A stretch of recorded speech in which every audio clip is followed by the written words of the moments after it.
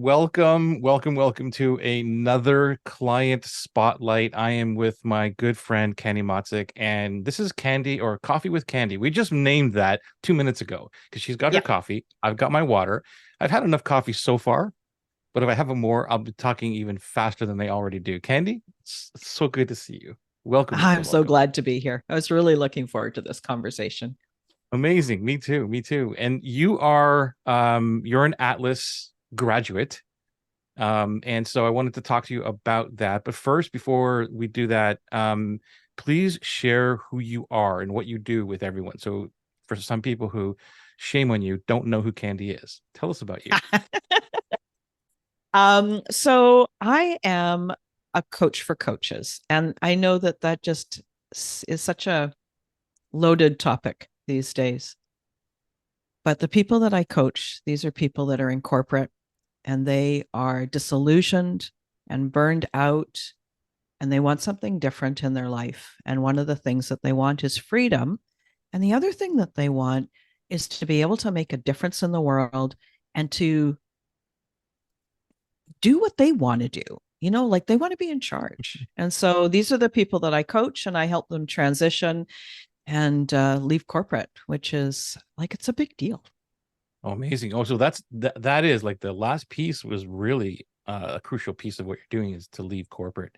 And Mm-hmm. yeah, I love what you're doing. Can you tell us, like, give us a little quick summary of how you got where you are, like how you got into this business? Okay. So that's exactly my old story. Mm, I spent years as a senior leader in corporate. I climbed that ladder and I was exactly that meme, the meme that you see on social media where there's this ladder and there's a person climbing the ladder and it's against a building. And then you look and you realize you're against the wrong building. And that right. was me. So, yeah. It's really important of what you just said here because I talk to many people every week about niches or niches, however you want to say that word.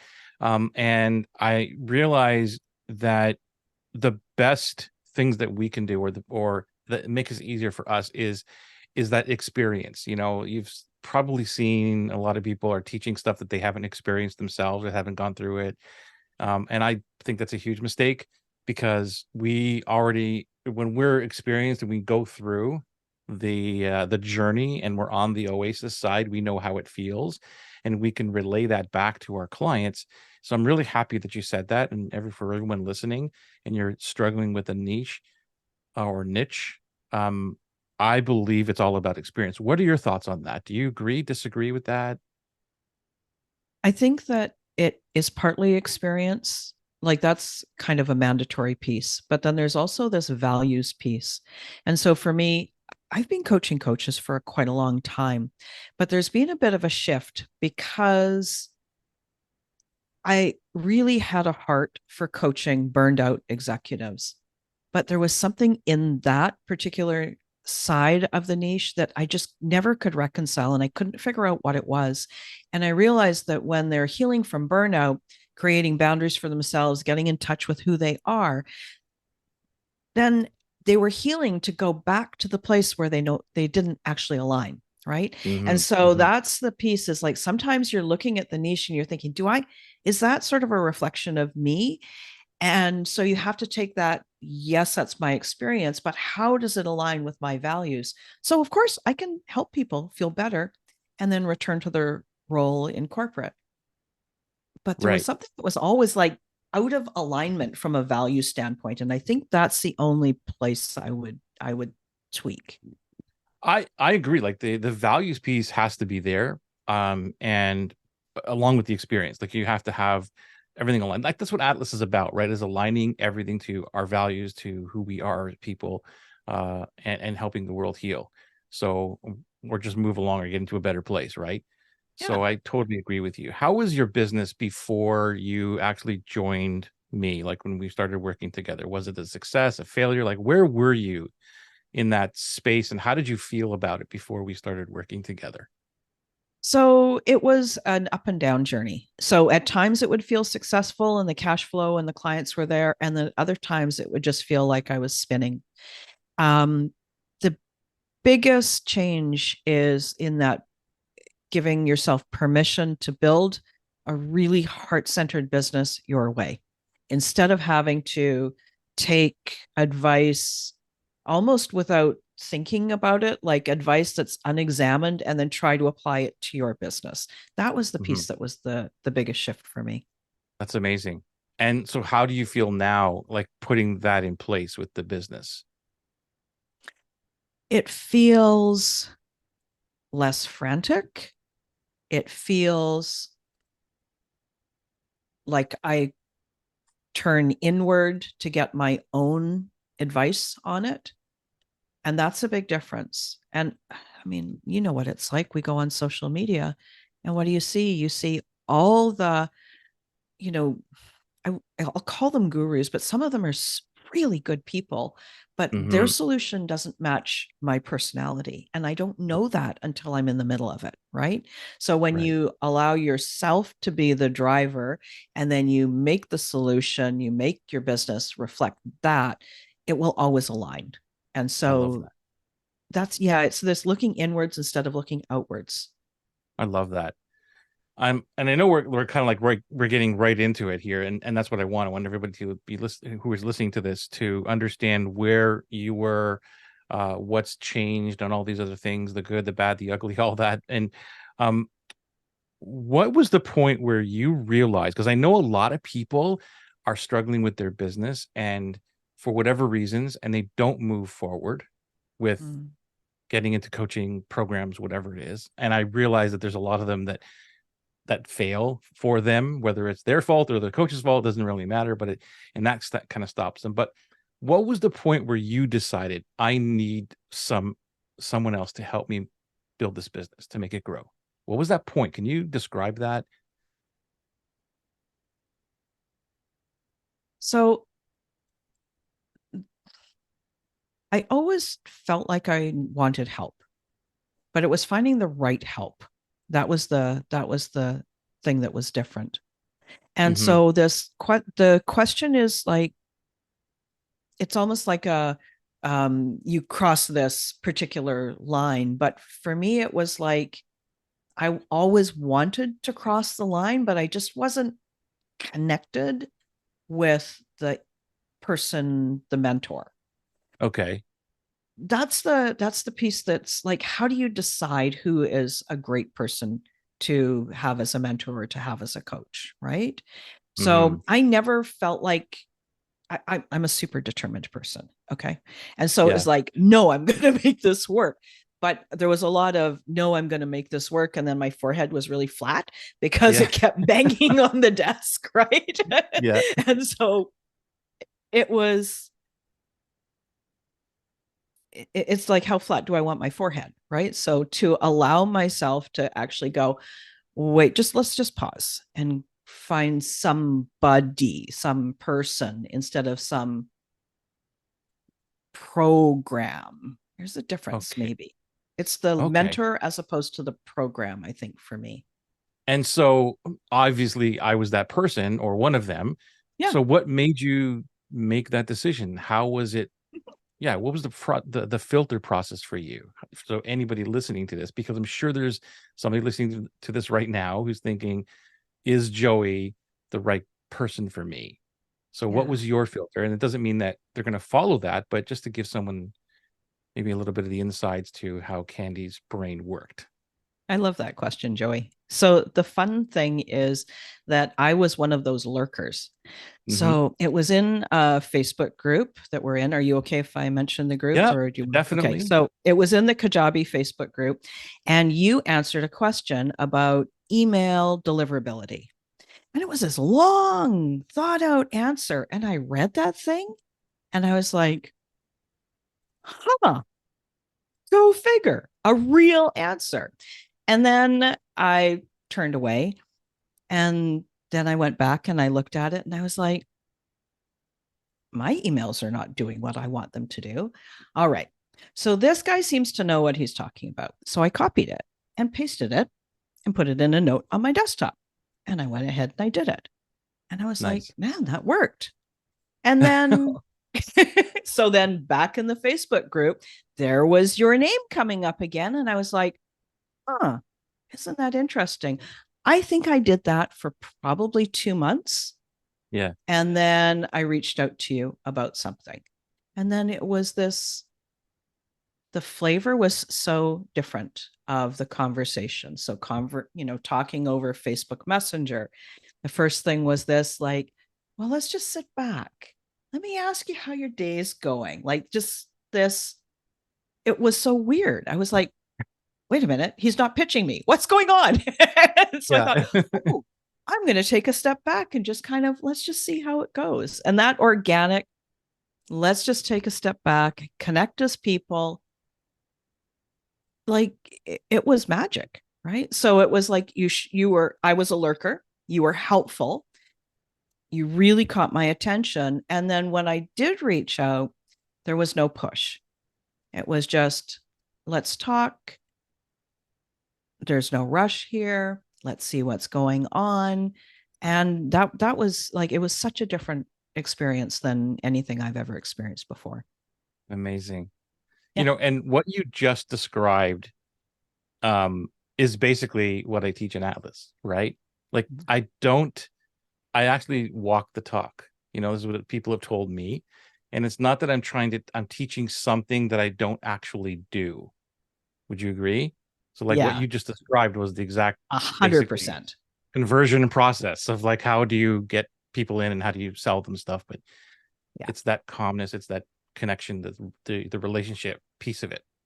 Mm-hmm. Because it's Atlas is not this magical, this genius thing. It's like these are all fundamentals of like, let's be humans, right?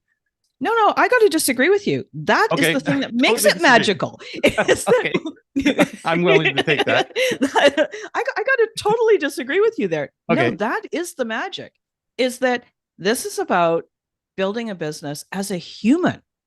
Mm, That is, it's so different these days, and people crave connection and yeah, crave that, a relationship where you can feel like you can show up as yourself. Like there, that is the magic, right? I love it. I'm gonna clip that out and make sure I Yeah. start saying that. What was let me switch to I'm gonna switch back and forth between gears here Okay. because nothing is ever a bed of roses and all these other things. Things happen. What would you say your biggest mistake was, um, before, after, during Atlas, whatever it was, and what did you learn from it? My biggest mistake is I think at the very beginning, you talked about building a business that is reflective of you. So setting your time and day boundaries. I looked at that and I was like, yeah, later. and, and I still haven't done it. That Okay. I know that that's something that's important, Yeah, but I've got that overachiever thing. And so to take it that way is like, oh, I'll do that later. Let's do this other stuff first. That's not as important. So so was that's my there like biggest an mistake. was there, sorry to interrupt you, Yeah, was there another problem that you were facing before you joined Atlas? I was Like really what was tired the of biggest problem? the roller coaster, the income Okay. up, income down. Sometimes business was busy, sometimes it was not, and so it never felt secure. That was the biggest problem. And so how is it now for you? It's different. Um, the way that I attract clients now is different. So I do something similar to how I experienced and what I learned from you through Atlas. So I call it farming. Mm-hmm. I don't, that's my term for it. So I go into Mm-hmm. Facebook groups and I help people or I Mm-hmm. cheer them on because we all need somebody that's going to encourage us. So I do that. I make sure that my Facebook and my LinkedIn profiles are up to date. And then people will turn around and either reach out to me or they'll sign up for one of my lead magnets. And one of Amazing. my best lead magnets is every Monday morning for about 45 minutes. I have an open call. It's called Coaching and Conversation. Anybody can come onto that call. And I do basically the same thing every week. We get centered, we process the week, we do some journaling, everybody sets a goal, do a little bit of light coaching when they tell me what they've chosen, and that just builds relationship. Those Yes. people that come to that coaching and conversation, they can leave their camera off. I don't care. That's up to them, whatever their level of comfort is. And so that building that relationship, those are the people who then often turn into clients. Yeah, it's that whole pillar number two, serving and not selling, right? Yeah. Is Yeah. curating the tribe. What I just heard is you've curated the tribe. They're in Mm-hmm. now a container, a safe container where they can be who they are, be vulnerable, whatever. They can be shy, stay back, not engage, whatever. Mm-hmm. But you're Yeah, but you're there serving and you're not selling them. And then the ones exactly. who are ready put up their hand, which goes to pillar number three, respecting their timeline. And they're like, Candy, I really want to work with you on a deeper level here because you've been so awesome to me. Did I get that right?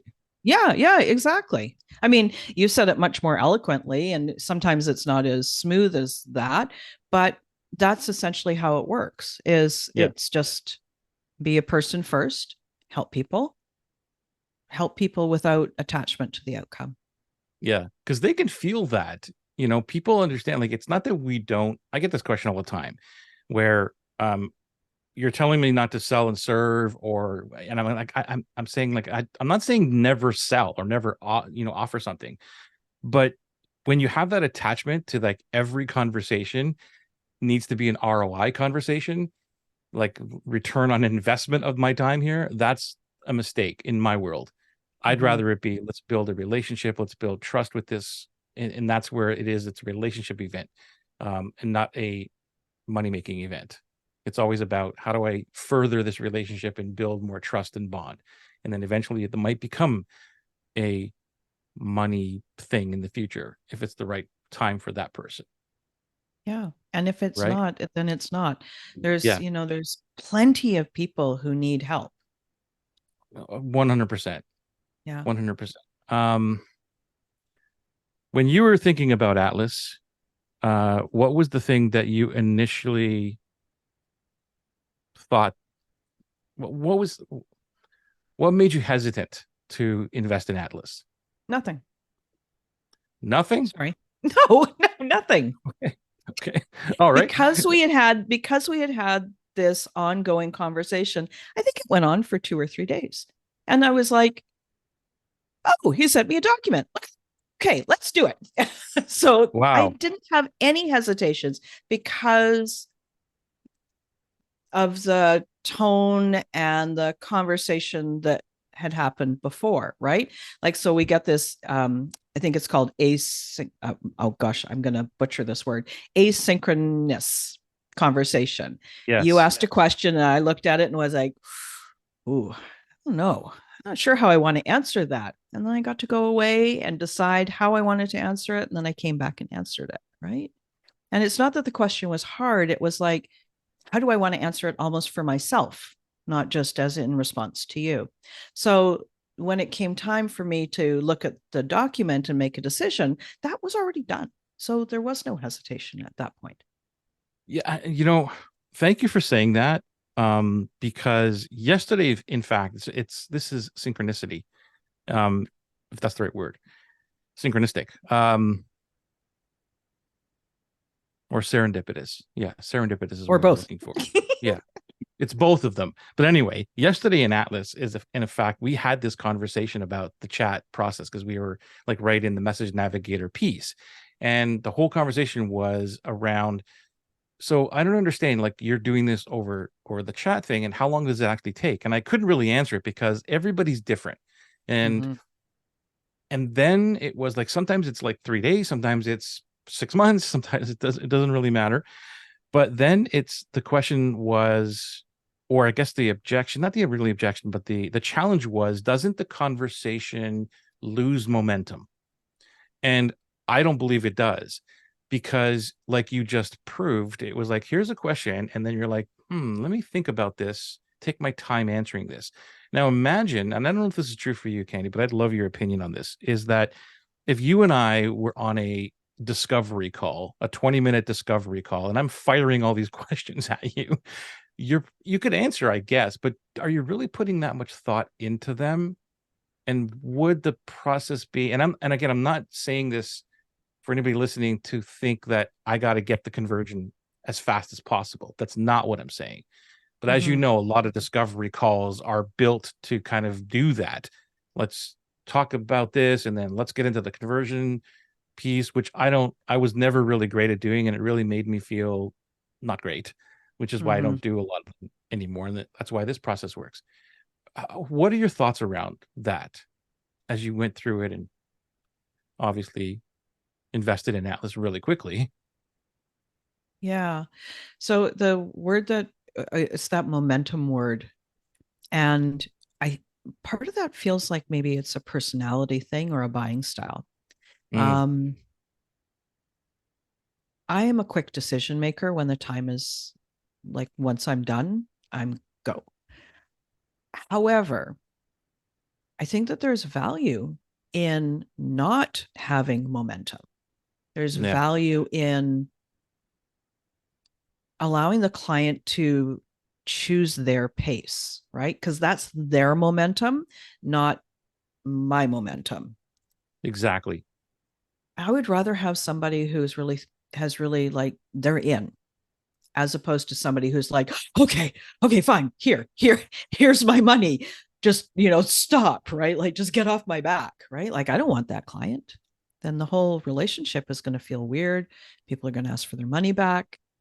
I'm going to feel really disingenuous. I'm going to feel like I pressured somebody.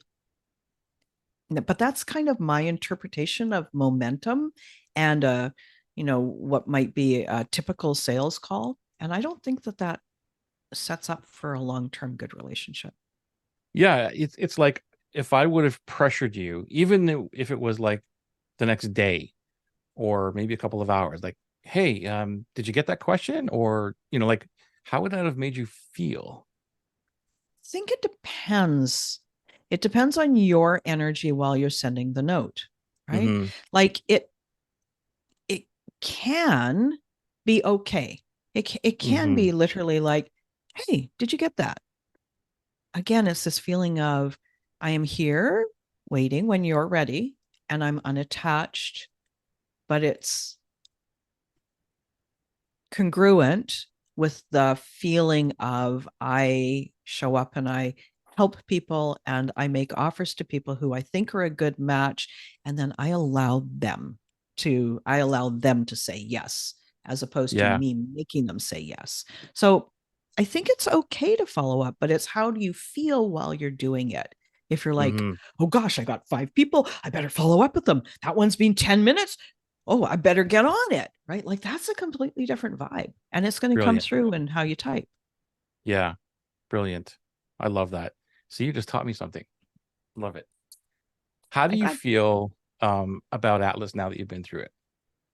well, I think that this is pretty fun because just before you hit record, I said, hey, Joey, when's the next cohort of Atlas starting? I want to come and do it again. So I think that that's a pretty good indicator that I think it's great. I think And that's that, one of the biggest things too that at Atlas is that we allow everybody to come back as many times as they want to, for different reasons. And yeah, so I think that's a huge selling point of what I do.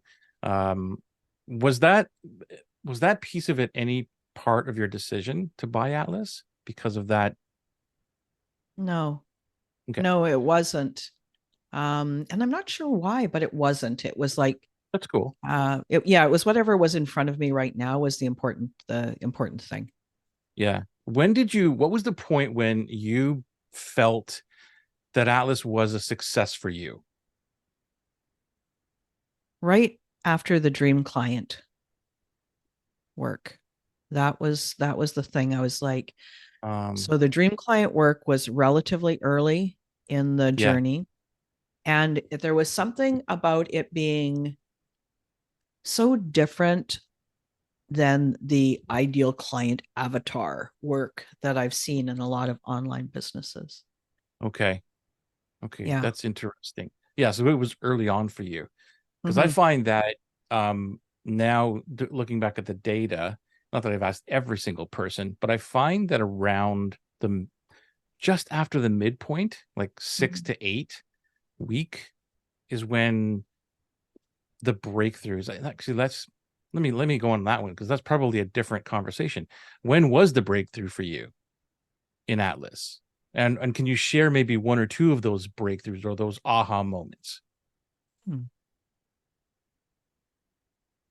I can't think of like one specific breakthrough, but I will say that Atlas was one of the first programs where I actually did all the work.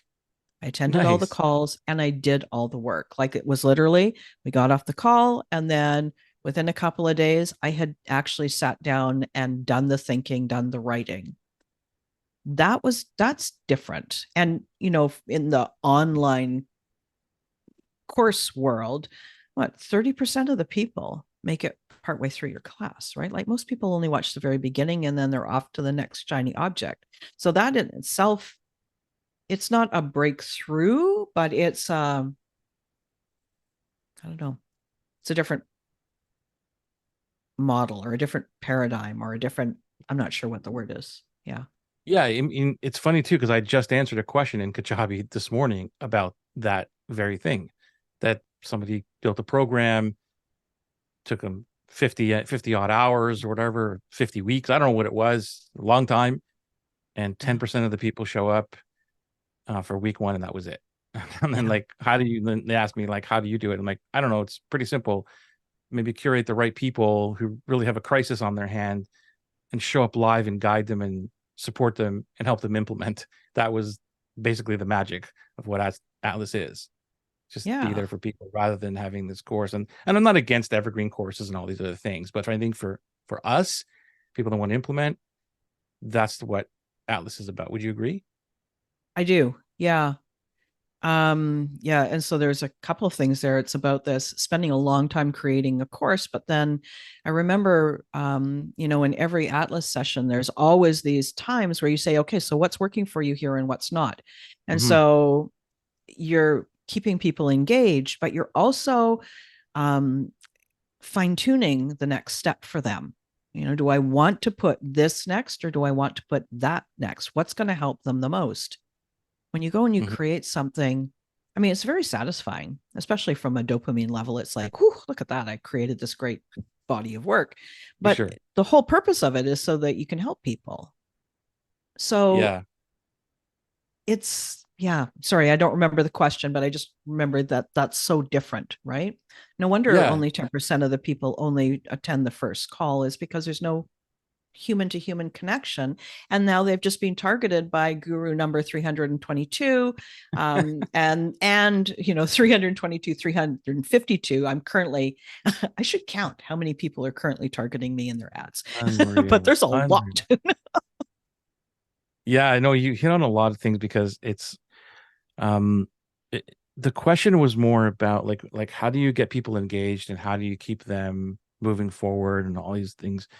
And I think that really what for me it was about the dream client thing was who do I really truly want to work with in first, and then what do I need to do to actually get them to the transformation, because that's way more important to me than the money is. I like the money, I like having a great healthy business and all that, but the Mhm. transformation means the world to me. Like when I can say to somebody like this, they say, "Look at Candy, she was here and she's here now."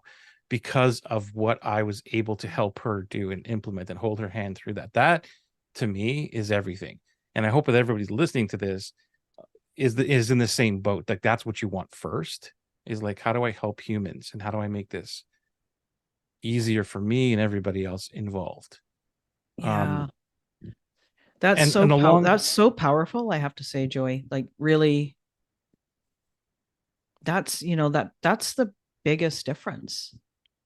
yeah, And it thank you. feeds a hunger. It feeds a hunger. Um, you know, it feels like there's almost like a first discussion for every Atlas class that says, okay, just for the next number of weeks, will you please turn off all the ads on your, if you see an ad, just don't look at it. It doesn't help you. What's going to help you is this, like, Yeah, and you brought up a good point because the I realized too that there's two types of people that join Atlas. Most of them are the unlearners. whether they know it or not. And they're coming in and they're bombarded with all that stuff, or they've tried things that didn't work out. And I'm telling them, get rid of all that, get 96% of it, take it out and simplify. And I know that's hard for someone who's been in the world, getting bombarded with, I got to do funnels and ads and 100 lead magnets and all these other things, right? Mm-hmm. Um, and then I'm like, no, you don't. You don't even have to have a sales page. Just put up a Google Doc. And they're like, what are you talking about? So that's hard for people to hear and to get out of that frame. Those are 80% of the clients that come into Atlas. The other ones are the learners. Those are the ones that come in and they are, again, bombarded with a lot of stuff, but they're at the top of the game. Like, they haven't really done a lot yet. So they're distracted in a different way, right? So what I'm saying to anyone listening to this is that it's all about taking the distractions out. No matter whether you're an unlearner or you're a learner, you need to remove the distractions. And if you don't, it's just going to be another one of those classes you go through and you go, this didn't help me. Right? That's why I'm saying that in week 6 to 8 for me, I can see the breakthroughs happening. I can see that most people say, holy crap, like I finally get this, and I'm going to go back, because you know they want to go back and do a lot of the work, which some of them were skipping. And that's Mm-hmm. why I honor you, because you were doing them week to week. And you don't have to do that, but you're one of those people who like to just do the work all the way through. But I find a lot of people, whether they know it consciously or not, are looking still for a magic bullet when they come in. Yes. Yes. Yes. Yeah. And it's not there. It's the collection of everything. Would you agree? It's the collection of Yeah. all of that together that becomes your magic bullet. Your magic bullet. I don't want to put words in your mouth, but this is what I've Yeah. discovered. This whole thing to do with distraction is huge. And I mean, this is the place where a lot of people have to realize that this is actually a business, right? Like, I would never own a restaurant and think that I should run my restaurant based on whatever Facebook ads I'm being targeted with. Like, Mm-hmm. why would I do that? Mm-hmm. Never. Like, I would never think that all of those solutions needed to be implemented fast and that magically it was all going to work. Yeah. So we need to learn differently. We need to realize that this is a business. And so the 4% is so important. 4% Right. what you take in, as well as the 4% about what you do, what you become masterful at, right?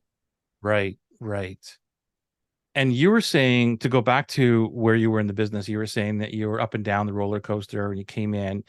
Now, as you know, nothing is perfect.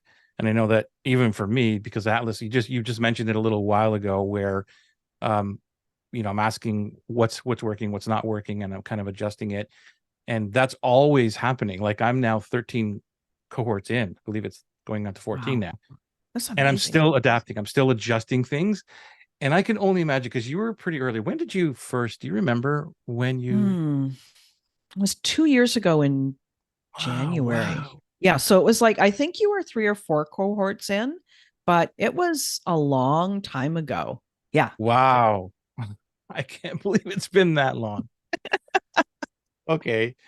So it was a mess. Like, so I can look, That I was not think the back, best. That was great. I think back to those and I'm like, holy moly, Oh, those you've are like, forgotten that there was so much brilliance there. yeah, Yeah. I appreciate you. The check's in the mail.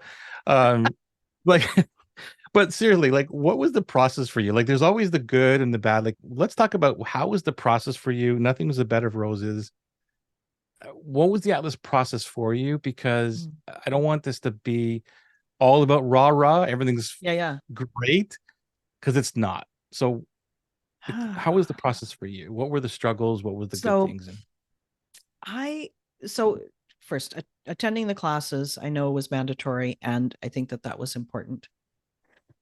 Doing the work was really helpful.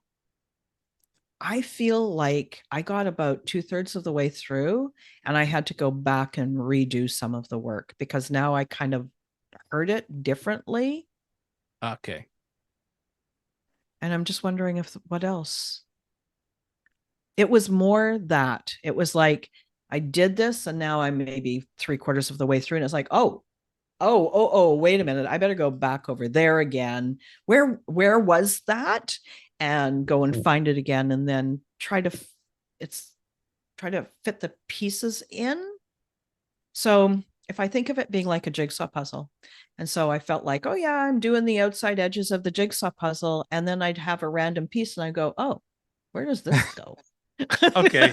Okay. Yeah, that's Joey. Oh, Yeah, yeah, yeah. I got a piece and I don't know where it goes. So then I had to go and rework it. I'm That was the surprised. only piece. Just thinking of your analogy, I'm surprised that you still were able to put the edges of the puzzle together because I'd be like, here's all the pieces, just start anywhere. And then eventually you'll get to the puzzle. Yeah. So you're giving me way more credit than I deserve because I'm like all over the map, especially back then. Still am now, but it's a little bit better. But that's kind of the what I wanted to hear is that for people who want like the process of what's going to happen next, or it's difficult for me to do that because it's a little bit better now. But for example, the invitation blueprint, which is like the Google Doc, the sales, and then the message navigator, which is basically the chat process type of thing. Mm-hmm. And it's like, okay, well, I've tried this again like for 13 times. Like, what am I going to teach first? And if I have these things in order, there's always something that is related to that thing, which is why you just said I had to go back and do that thing. So I've tried Mm-hmm. so many different ways of like what's first, what's second. There are some pieces that do this first and that second, but when it comes to the navigator or to the sales document, I'll just give you an example for everybody listening and see if you agree with this. Is that no matter what I teach first, let's say I teach the chat process, like the sales process thingy, and you teach that, the question that comes up all the time is, well, where do I send them? Once they say yes, I'm in, where do I send them? I'm like, well, that's the Google Doc, that's the invitation thing. Well, I haven't done that yet. Oh, okay, that's next week, right?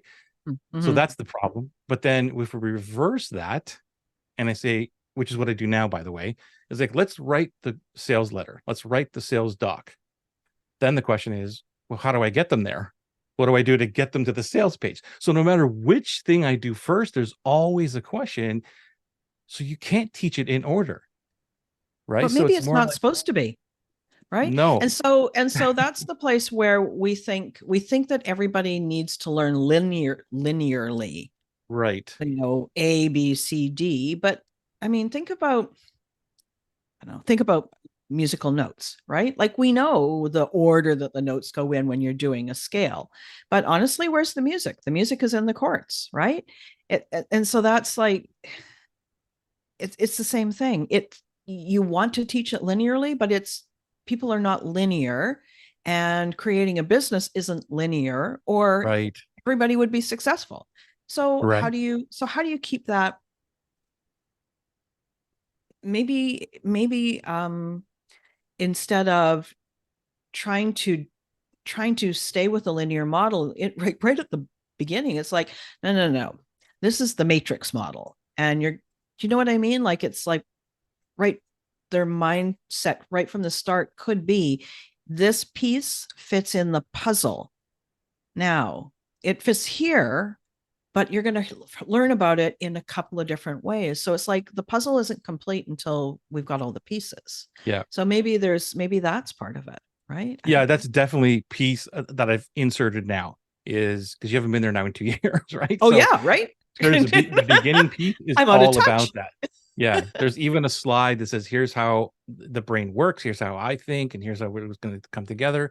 And you're for anybody who's set in that way of thinking, and it's not a bad thing, it's just that that's the way they operate, is they need everything to be in order and what's coming. I go, this is Mhm. going to be a really frustrating time for you. But believe me, it'll all come together for you. And if you trust me in the process, then everybody here, it'll all happen for you. That's why I was trying to nudge you on and like what was the process. But Yeah. it sounds to me like that wasn't a big issue for you. You were like okay with that. Oh yeah. And I think that that's because in the online world, everybody says you're going to get the step by step process, Yeah. right? Right. And so they do that because that's what the client says they want. But life is not step by step. And so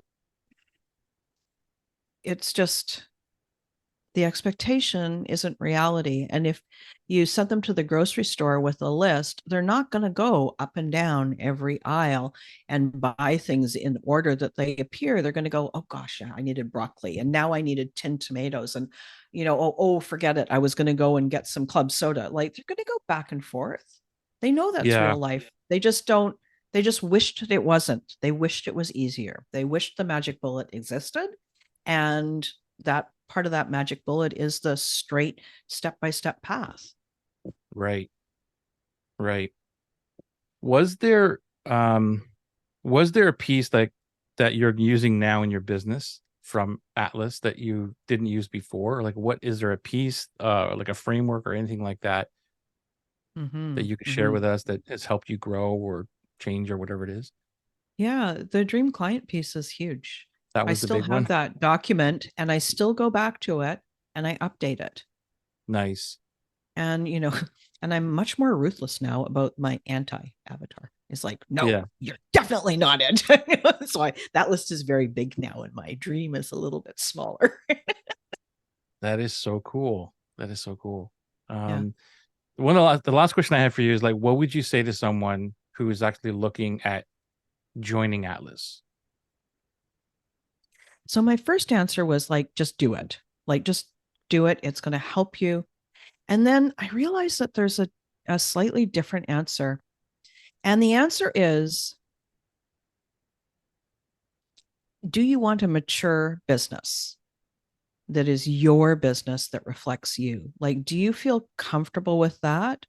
Are you at, high school level, or are you still at grade one thinking that there's a magic bullet? Right. Hmm. So for me, Atlas is a definite yes, but be the mature adult that you are. Don't go back and think like you're a grade one student again. Like bring your life experience to doing this, and then it'll be a really great match. Does that make Wow. sense? That is like that's epic. I gotta just sit and receive that for a second. Because yeah, you're right. Like there's work to do, right? Yeah. It's not, yeah, in 12 weeks, this is what's gonna happen. That's the goal of it is great. Let's try and get you some more money coming in and all these great things. But there's work to do. And I love the fact that you addressed being an adult about building the business with whoever it Yeah. is, whether that's with Atlas. Hopefully, anybody watching this does decide that it Mm-hmm. is with me and Atlas and with yourself and the crew. Um, but yeah, with anything in life. So I'm glad that you said that. Amazing. Hmm. No wonder Yeah. you're so brilliant at what you do. Oh, thank you. I appreciate it. Is there anything else that I didn't ask you that I should have asked you before we go? Can't think of anything. No, Well, I can't think of anything. I really appreciate all the time and the questions and the conversation. me too. It's been way too long, and I love you like a sister. You Good. know, it's amazing to have people like yourself as clients, and I call you a friend, a dear friend, and that really means a lot to me. So I'm very grateful for you, and I'm grateful for you to share this story with everybody else, and hopefully it encourages somebody to just move, whatever it is. And we're gonna see you back in January. Yes, it's going to be exciting. And I love what you said about make all they need to do is decide, right? Don't sit on the fence, just decide. And Yeah, then and we're there for that's you. part Like I of it, think that's right? yeah, I think that we didn't even touch on that. I think that's a big part of Atlas where the tribe is there to help. Like it's not just a community where they're selfish about themselves. That's why we have people come back, you know. And deciding is hard. I mean, I know there's a couple of people now who are in it who are not really, they're just staying back, and that's cool. They've decided that, I just want to get in now and I want to kind of listen. I just want to see what's happening. And they're not really fully engaged with the thing. They're showing up, but Hmm. they told me up front, like, this is what I'm going to do. Is that cool? I'm like, totally. Like, that's again what you said. That's your pace. Take it at your pace. knowing the fact that there's no rush in here. Like you can take the 12 weeks and then come back in the next one. And then if you want to start implementing and asking and being more engaged, that's totally cool.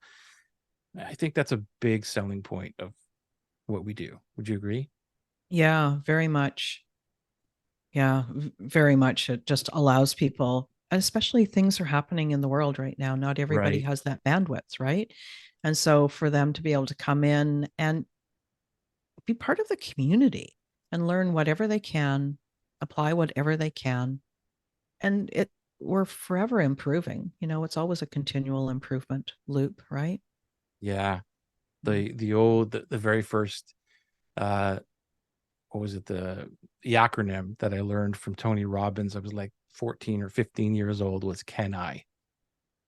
Constant and never ending improvement. Oh yeah.